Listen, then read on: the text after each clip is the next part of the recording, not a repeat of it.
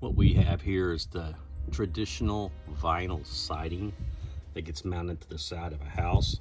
Well, this particular siding, I don't know that the gentleman installed it incorrectly or if there was a problem with the material, but we have a problem on a regular basis, as I've seen others, where if wind gets underneath some of these, it pops them out and they just kind of flap in the breeze. And sometimes they're so loose, it doesn't take much to actually get them flapping in the breeze. They've come out and they've replaced the siding multiple times and it still tends to do that. So, been looking for another solution. We found a company that manufactured like a loose siding clip, and what it does, it goes up underneath and basically grabs a hold of the back piece of the siding and the current piece of the siding and just kind of locks it in. That works in some cases, but it did not work real well in ours.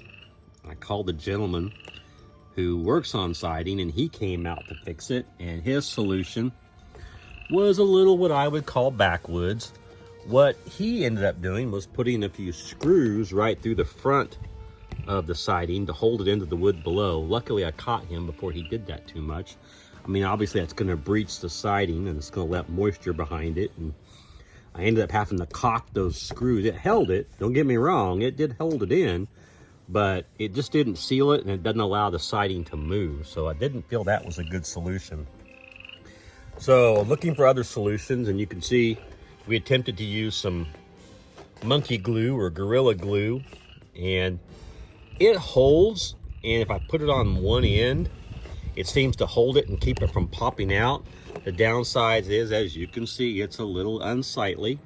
So what I found was a much better solution, actually a very simpler solution. So I'm gonna get up on the ladder here in a minute and we're gonna try my solution and I'll show you what we're doing, and hopefully it helps you too. Here is the gist of our solution. This is automotive double-sided tape. It's designed to hold bumpers and miscellaneous body pieces on a car going down the road at 80 miles an hour.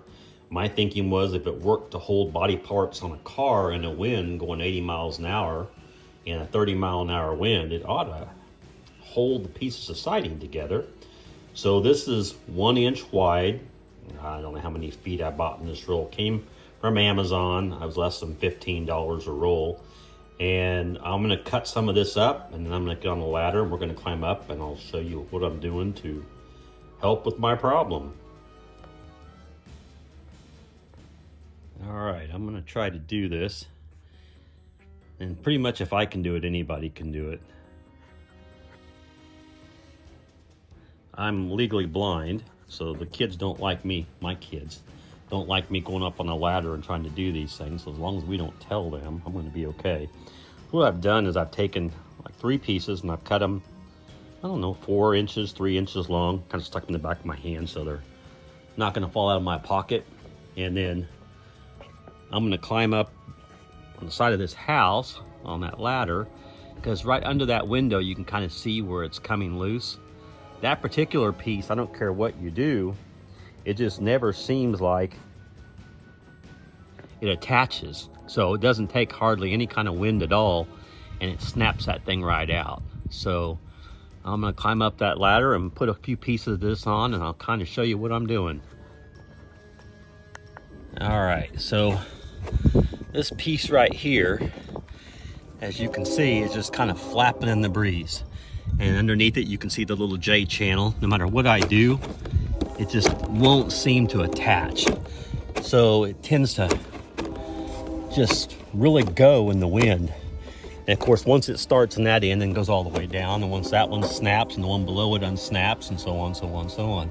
So what I'm gonna do is I'm gonna take this 2-sided tape and we're gonna wrap it right around the edge of this channel right here so we get a good solid connection. When this piece snaps onto it, this is gonna go right into that little opening and help hold it in. So I'm gonna put the phone down for a second and give it a try. I'm gonna try to lift this piece up so you can kind of see.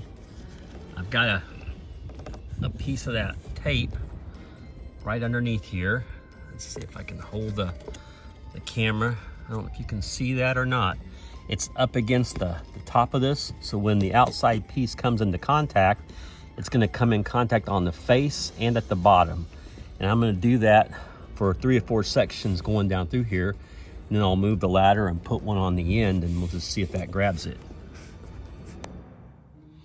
All right, we've got the tape applied. So what we need to do is, you can see there's a little, at the edge here, there's a little lip down here. And we need to be able to pull down on that lip. So that little J channel under here has to snap in. So we have to pull down to clear the tape and push in. When you do that, it'll snap. But you have to pull it down far enough so that that lip will clear the tape. Sometimes you have to pull it down with one hand and just kind of smack it with the other so it locks into place. And then one thing I typically do is I'll just push in on the actual piece just to see if I can feel the tape adhering. And once it does that, yeah, it's solid. It doesn't seem to have much give to it at all. So anyway, there you go.